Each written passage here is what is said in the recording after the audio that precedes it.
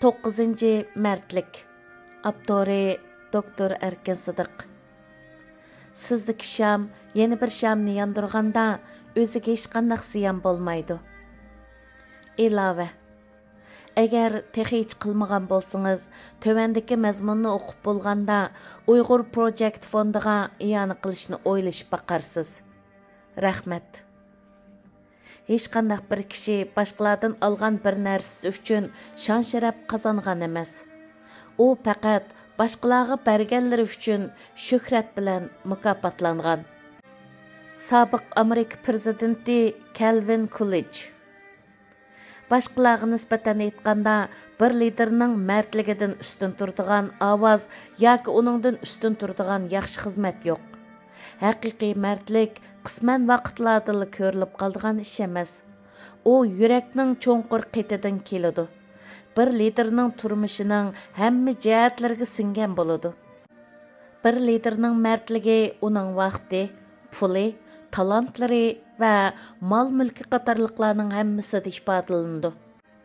Başqalar agishishni xohlaydigan unumlik liderlar narsalarni o'z uchun to'plamaydi.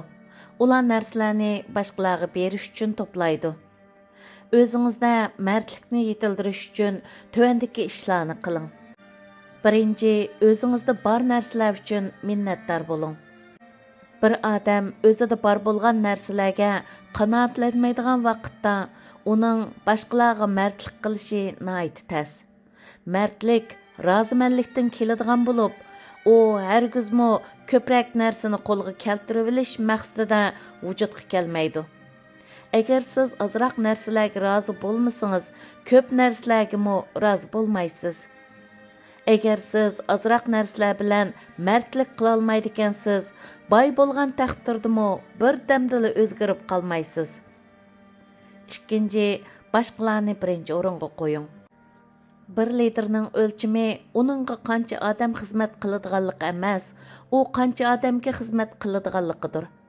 Mardlik boshqalarni birinchi o'ringa qo'yishni talab qiladi.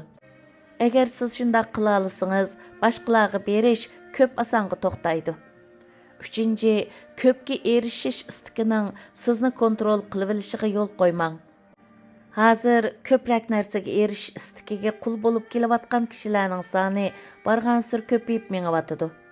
Yozuvchi Richard Foster mundaq deydi: Boylikqa erishish hozir bizning madaniyatimizdagi kishilarning butun vujudini qoplab olgan bir narsaga aylanib qoldi.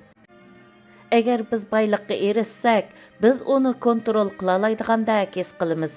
Agar biz uni kontrol qila olsak, u bizga texmi ko'p shodlik elib keladigandak his qilamiz. Amaliyotda bu bir xato tushuncha.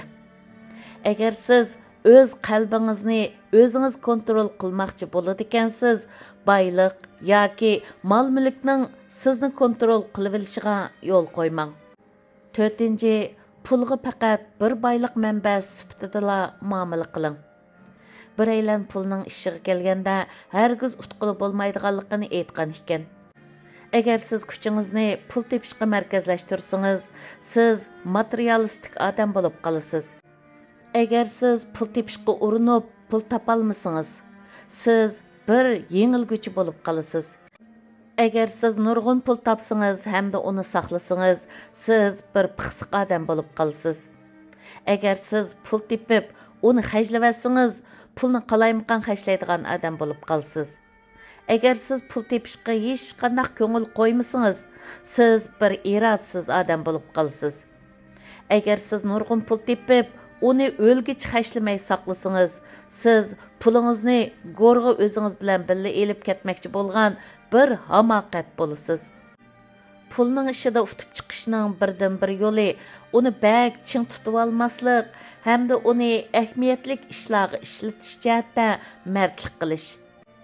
Stanley Jones mundaq degan: Pul bir nihoyat esil xizmatchi, ammo u bir qo'rqinchli xo'jayin. Agar u ustunlikka chiqib, siz uning ostiga tushib qoladi ekansiz, siz uning quli bo'lib qolasiz. 5. Başqalarga berish odatini yetildiring. Men g'ayni reallik aylantirishning sirliq qonuniyati degan maqolamda tunishtirgan Andrew Carnegie mundaq deb yozgan: Bir bayning hayoti ikki davrni o'z ichiga elishi kerak. Uning biri boylikni qo'lga keltirish davri, yana biri bo'lsa, uni qayta taqsim qilish davri. Bir mardlik holatini saqlashning birdan-bir usuli boshqalarga vaqt, zehn, pul va boylik manbasini berishni o'zining bir odati qilish. Agar siz bexillik, ya'ni nafs yomonlikqa qul bo'ladigansiz, boshqalarga liderlik qila olmaysiz.